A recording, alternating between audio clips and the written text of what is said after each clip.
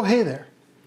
I wanted to do a short little episode on black garlic.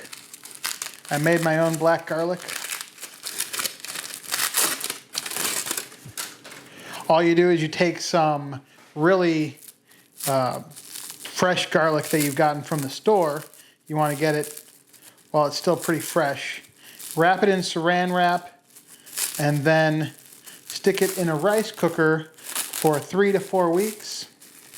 You can also do it in a food dehydrator or a, I can't think of it, Instapot. What you want to do is you want to get it at like a constant 140 degrees for about 3 to 4 weeks.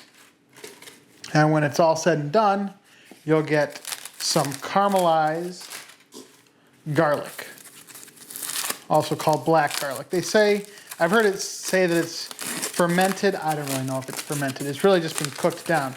Now, ideally, so some recipes I've seen, they wrap it with saran wrap and then wrap it in foil. Some recipes I've seen, they don't bother to wrap it in saran wrap first.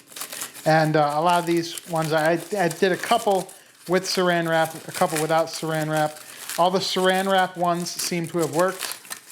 I'm trying to find a non-saran wrap one here so we could try that one out as well, or check it out. But all these have saran wrap and they all seem to have worked really well. I've gotten some nice black garlic cloves from this. And, here's one. So this was not wrapped in saran wrap.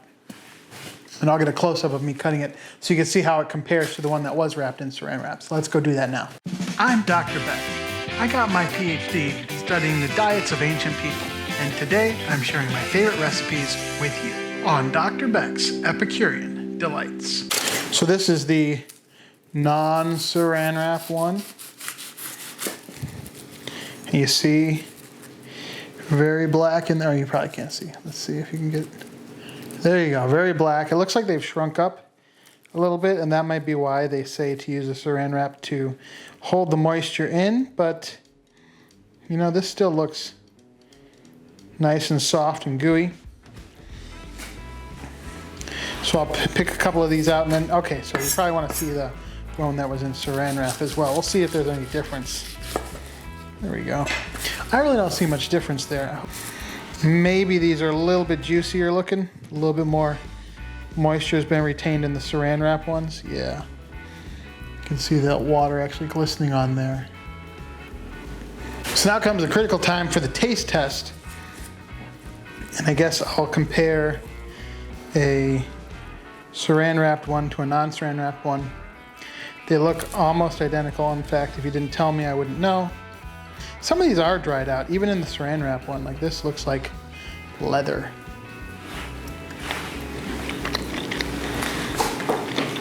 Pretty good. So that long, slow heating caramelizes the garlic, sort of like caramelizing onions, really mellows out the flavor. It becomes less intense, more fruity. It's got like a real strong, almost like pruny flavor to it. It's pretty good. So now that I have all this black garlic, what am I going to do with it?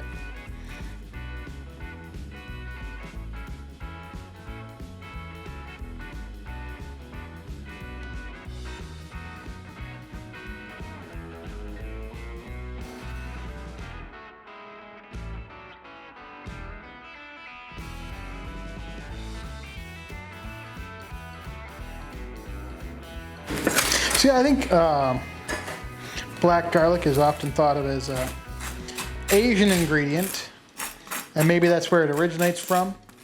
But since garlic is so prominent in many cuisines, I figured why not try to do something a little bit unique here. It'd be great to see how this fares in something like hummus. I know that I've often done roasted garlic and hummus, where I'll take a head of garlic and I'll roast it down for a couple of hours at like 300 degrees. And that really mellows out the garlic flavor. And that's really good. So that might be worth, I mean, so putting black garlic in hummus like that would be something worth trying out. I'm gonna get some cheese on here, maybe a couple of pepperonis, and then we'll toast it in the toaster oven, take a taste. Oh geez, looks like it might be time to clean the window of my toaster oven.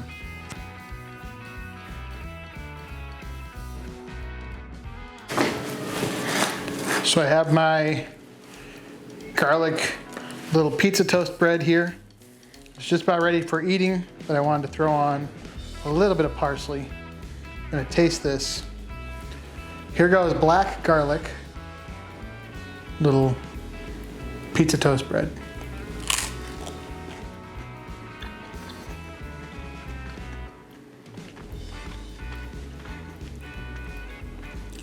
It's pretty good.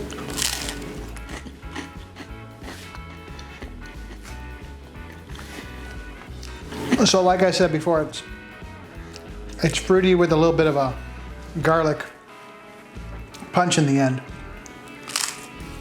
I wonder if you can make black onions in the same way.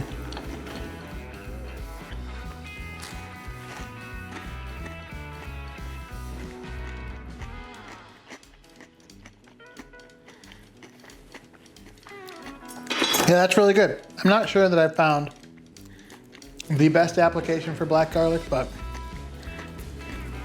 I'm gonna keep working on it. I feel like it would go really well in like a mayonnaise, Today we're making some black garlic aioli. The first thing we need is some black garlic. Aioli is very similar to mayonnaise, which means we're going to need some eggs, which I will be cooking in the sous vide for safety measures, some lemon juice, and then some oil. I have some grapeseed oil here and some olive oil. We'll do a little bit of mix of that, and then salt and pepper to taste.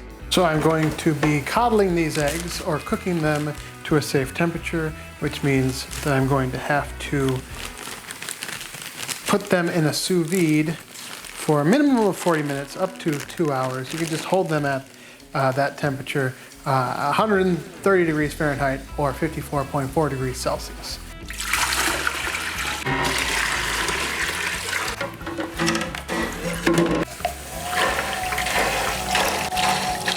Well, now of course I can't see it. Yeah, a little bit more water. Okay, welcome back. We got to our target temperature. So now we're going to add our eggs. And one other thing you could do is allow some of the air to get forced out. And then we're going to top it off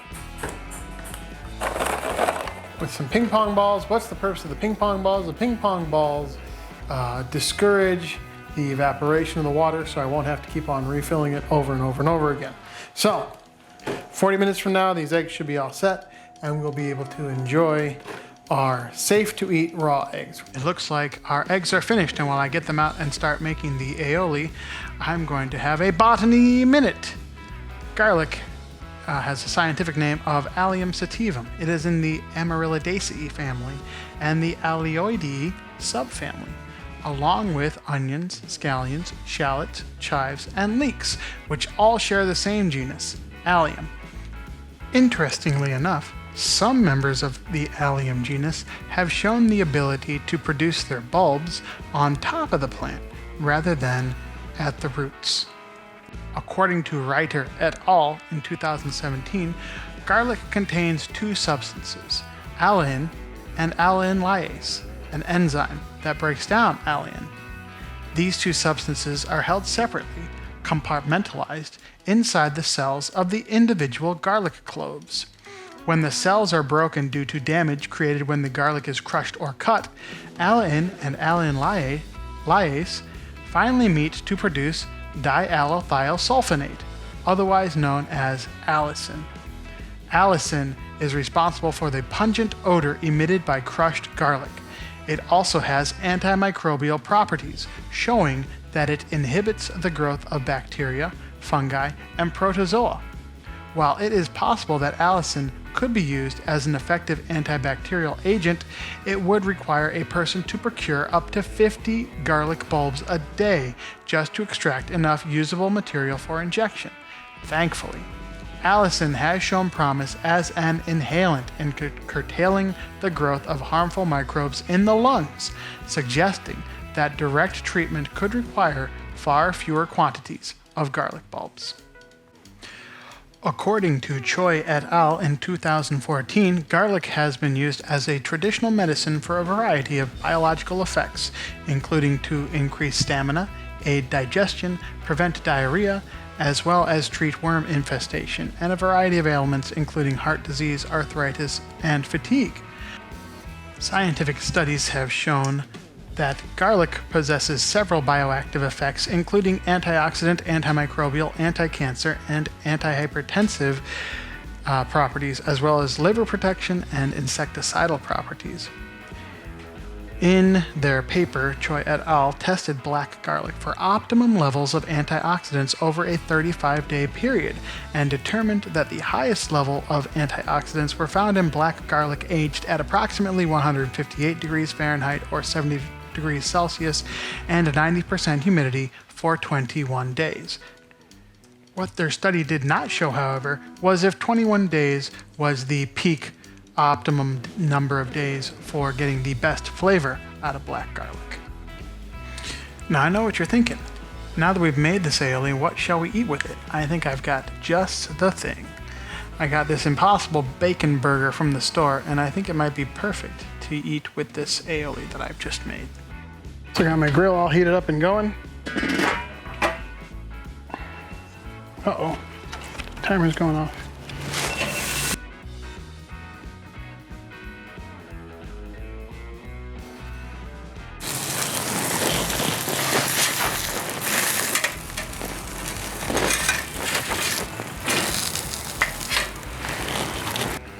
I'm gonna close this up and let them cook for a little bit. The burgers are done, so it's time to get those served up. They're looking mighty good for Impossible burgers.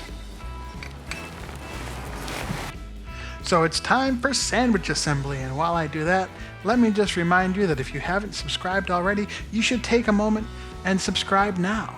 And also leave a comment if you have an idea of a recipe that you want me to do, or if you want you have an ingredient, a food item, a plant or an animal that you think you could stand to hear a little more about. You might be able to learn more about any number of items. Are you curious about kiwis or infatuated with ants? Maybe, I don't know. Just let me know what you want.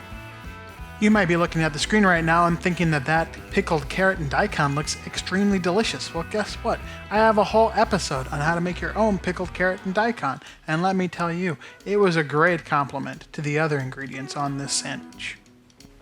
So, here's a little bit of a confession. I kind of screwed up recording my tasting of the aioli, the black garlic aioli Impossible burger. But let me just tell you that it tasted fantastic. I loved every minute of it. It was delicious, and I highly encourage you to make your own black garlic aioli. And guess what?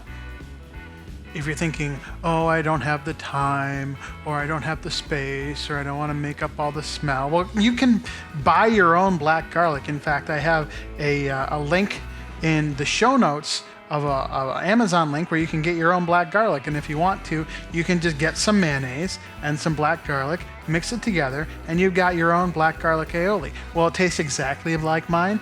Probably not, but it should get you pretty close, and then you'll know exactly what black garlic tastes like, or black garlic aioli tastes like, and you can decide if you want to make it again for yourself. That's pretty much all I have for today. I'm sorry that I screwed up the tasting, but the flavor of black garlic aioli is something that should be experienced for oneself. But how am I going to end this episode? I think I got an idea. Oh. Hey, if you have the time, you got a rice cooker or an Instapot or a food dehydrator, you can get it to 140 degrees. Mostly you just set the rice cooker on keep warm and let it go for 3 to 4 weeks. And play around, mess around, experiment. You can try it with saran wrap, without. I really didn't see that much of a difference. Some of the ones that were in saran wrap got a little leathery, and some of the ones that were not were still soft enough to be used. So give it a go. I'll catch you next time on Dr. Beck's Epicurean Delights.